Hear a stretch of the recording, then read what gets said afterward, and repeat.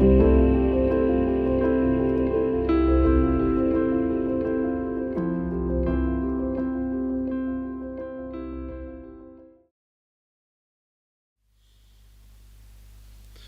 nous sommes en train de vivre une très grande leçon. Parce que nous sommes en train de découvrir sur notre planète ce qu'on appelle l'interdépendance. L'interdépendance, c'est de réaliser que tout ce que nous faisons, notre manière de penser, notre manière d'agir, notre manière de nous exprimer, a une influence sur nous, mais aussi sur le monde. Nos choix ont une influence. Vous avez peut-être entendu parler des rapports du WWF, pas très longtemps, où aujourd'hui, plus de 70% des espèces ont disparu en seulement 40 ans. 40 ans, c'est la moitié, pratiquement la moitié de la vie d'une personne, en seulement 40 ans. La planète a des trous béants dans certains lieux. Les scientifiques considèrent qu'on va de toute façon vers l'effondrement, que c'est inévitable, on ne peut pas l'éviter. Il y a 1 100 000 tonnes de déchets toxiques qui sont déversés dans les mers et les océans aujourd'hui. Il n'y a plus de poissons comestibles, ça n'existe plus. Quand vous mangez du poisson, vous vous intoxiquez avec toutes sortes de métaux, de plastique, de toutes sortes de choses. Les sols sont saturés de pesticides, d'herbicides. Alors on peut vous montrer des magnifiques endroits, mais la pollution se déverse un peu partout. Il y a des rapports extrêmement alarmants. Et on ne peut pas se dissocier de notre environnement, on ne peut pas se dissocier, et puis on ne peut pas se dissocier non plus des conséquences de nos actes, de nos choix, de ce que nous faisons. Aujourd'hui, on est en train de vivre justement l'interdépendance. Et c'est pour ça que méditer, c'est pas juste regarder son nombril, regarder sa respiration, se détendre. C'est aussi prendre conscience qu'on est la nature, que nous sommes la nature, que nous sommes intrinsèquement liés à la nature, et que la façon que vous traitez la nature reflète la façon que vous avez de vous traiter, et inversement. Et la façon de vous traiter montre aussi comment vous traitez la nature.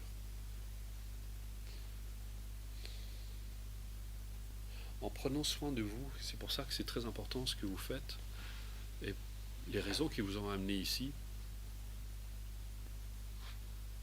Prendre soin de vous, c'est beaucoup plus que juste s'occuper de ces petits bobos. Ou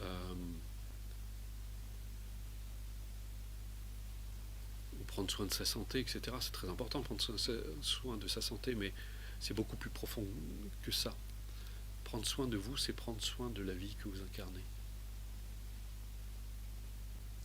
Donc prendre du temps pour vous, prendre le temps de méditer, de réfléchir, d'essayer de cultiver ce qui est justement en vous-même source de bonheur, source de bien-être. Vous verrez, vous l'avez dû le remarquer aussi, c'est déjà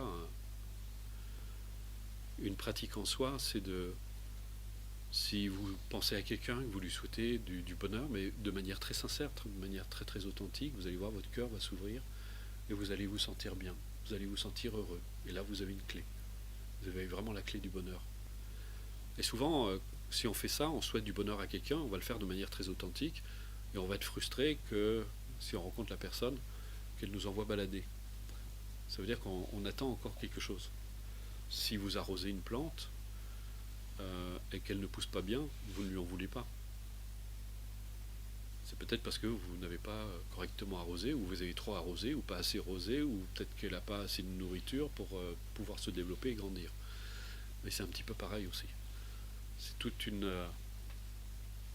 souvent les choses nous échappent et Mais ce qui est toujours extraordinaire, et tous ceux qui sont déjà venus dans les retraites ont pu le voir, vous avez un pouvoir extraordinaire. Vous avez vraiment le pouvoir de changer votre vie.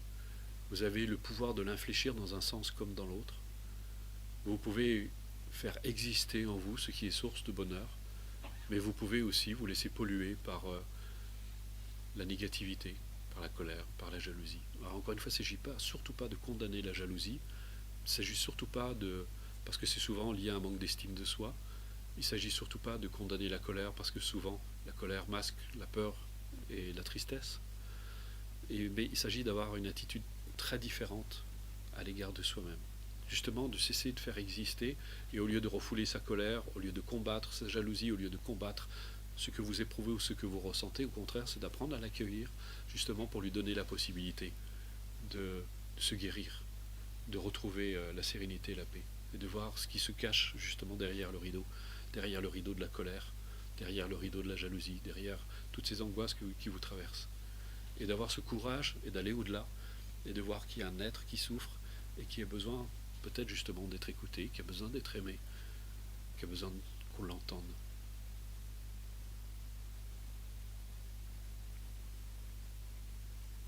C'est ça, prendre soin de vous.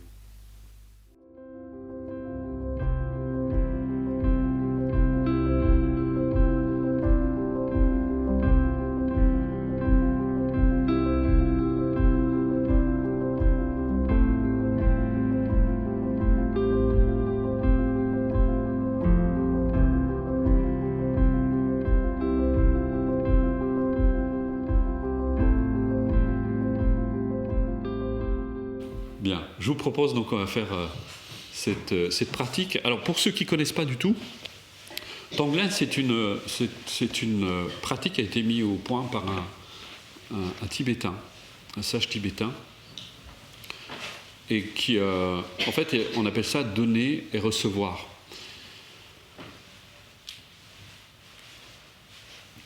Dans la pratique, alors d'abord on se met en condition, on se met dans un bon état de disponibilité, parce que comme je l'ai dit, c'est important, pour recevoir, il faut être ouvert.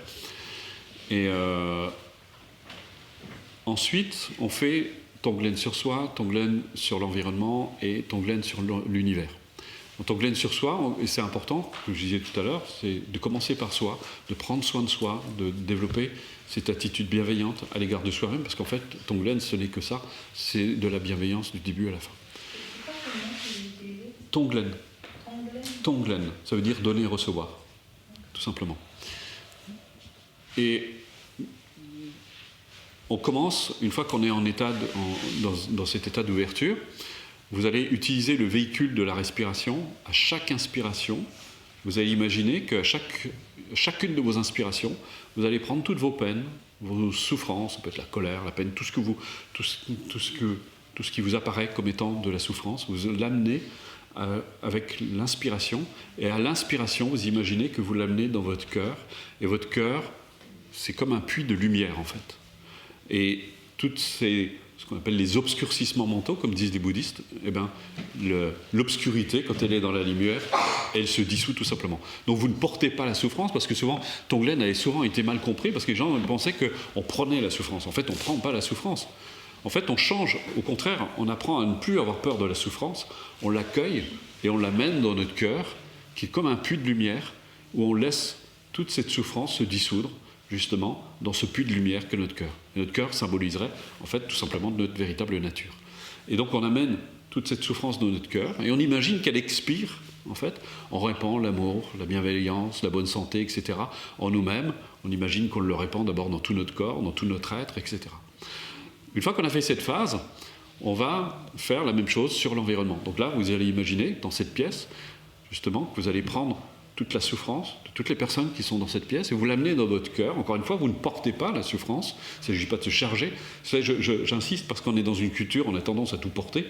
Bien, je prends toutes tes peines. Non, c'est pas du tout ça. Vous n'avez pas porté la croix des autres, chacun sa croix, comme on dit. Mais par contre, vous l'amenez dans votre cœur, vous imaginez que toute cette souffrance, toutes ces peines, cette obscurité finalement, eh bien, vous l'amenez dans la lumière, en fait, où elle peut se dissoudre.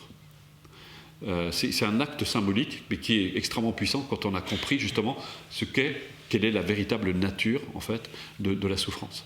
Et à l'expire, vous répandez, pareil, l'amour dans la pièce, la bienveillance, etc. Et puis on fait la même chose sur l'univers. Voilà. Ça vous va, on y va ? Voilà, asseyez-vous, décroisez vos jambes. Voilà, prenez d'abord pour commencer simplement conscience de l'espace que vous occupez, là où vous êtes maintenant. Portez votre attention sur vous-même. Prenez simplement conscience de l'espace qu'occupe votre corps, là où vous êtes maintenant. Englobez cet espace avec votre conscience. Ayez cette attitude ouverte, bienveillante à votre égard. Soyez comme un ami, une amie pour vous-même. Enveloppez-vous en quelque sorte. Enveloppez votre corps avec votre conscience. Percevez votre corps, toutes les sensations qui peuvent se manifester dans votre corps, tout ce que vous pouvez y voir et percevoir. Prendre conscience de vos jambes, de vos bras, de votre ventre, de votre tête.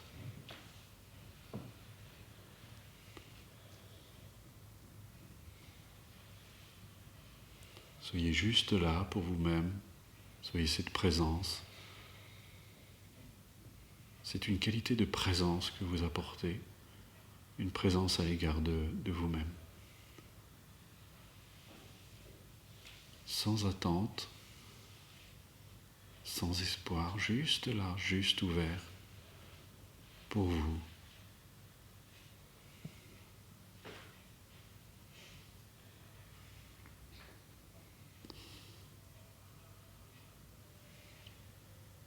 Et vous laissez toutes les zones qui ne sont pas nécessaires à la position, les zones du corps, les zones musculaires, qui ne sont pas nécessaires à la position dans laquelle vous vous trouvez se détendre, comme le ventre par exemple, les épaules.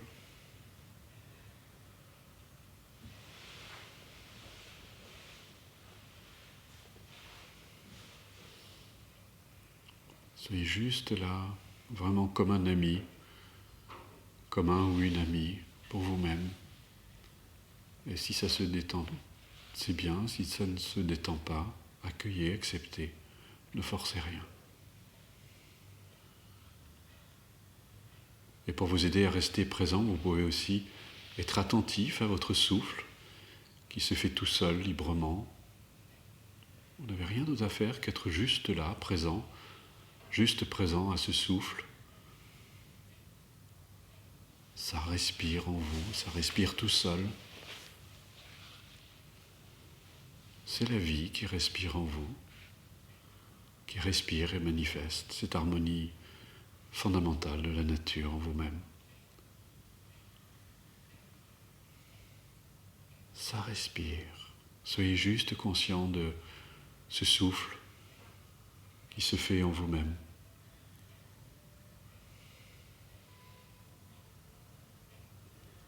Soyez encore une fois cette présence bienveillante pour vous-même.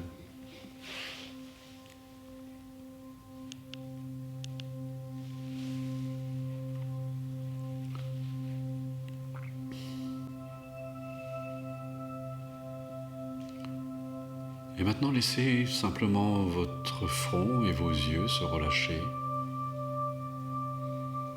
Votre front peut devenir lisse, comme la surface parfaitement tranquille d'un lac, lorsque le vent se calme.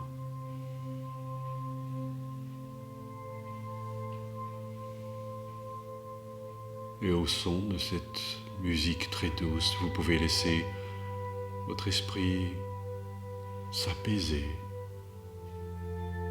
se calmer, retrouver un rythme plus paisible.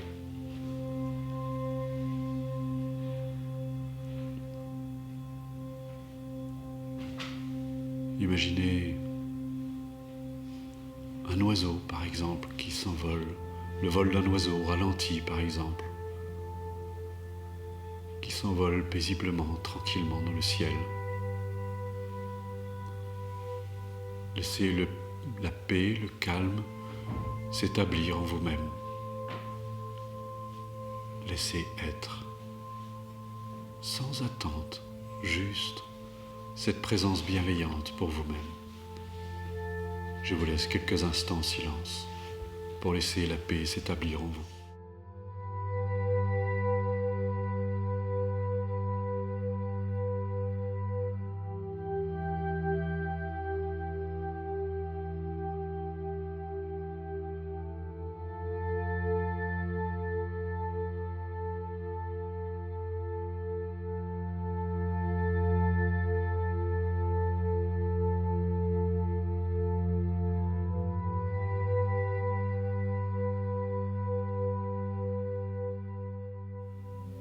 restez présent.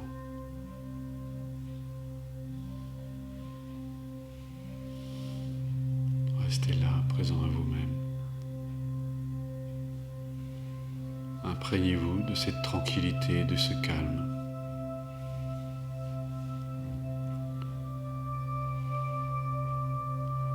Et maintenant, vous allez imaginer qu'à chacune de vos inspirations, vous prenez toutes vos peines, toutes vos souffrances, contrariétés, vos difficultés, et à chaque inspiration, vous les amenez dans votre cœur.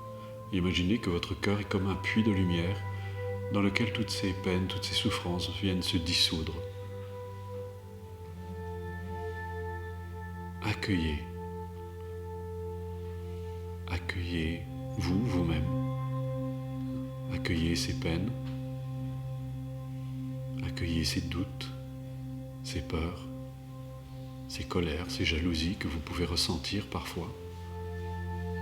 Et amenez-les avec bienveillance dans votre cœur, où sous la lumière de votre conscience, elles peuvent se dissoudre.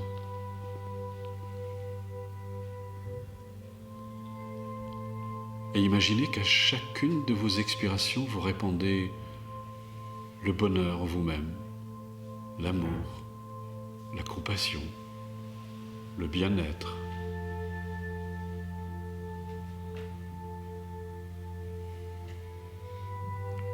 Je vous laisse quelques instants pour procéder à cet exercice.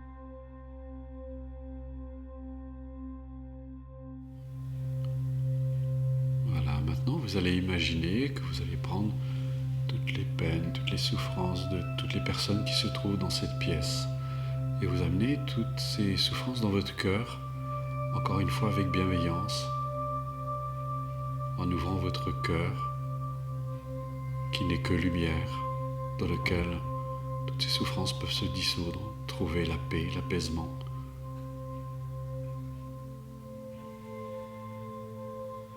Accueillez cela et répandez dans cette pièce votre chaleur, votre bienveillance, votre compassion. Vous pouvez même imaginer, si vous le souhaitez, que des rayons de lumière partent de vous et atteignent chacune des personnes qui se trouvent dans cette pièce. Que cette pièce se remplit de l'amour que vous avez dans votre cœur.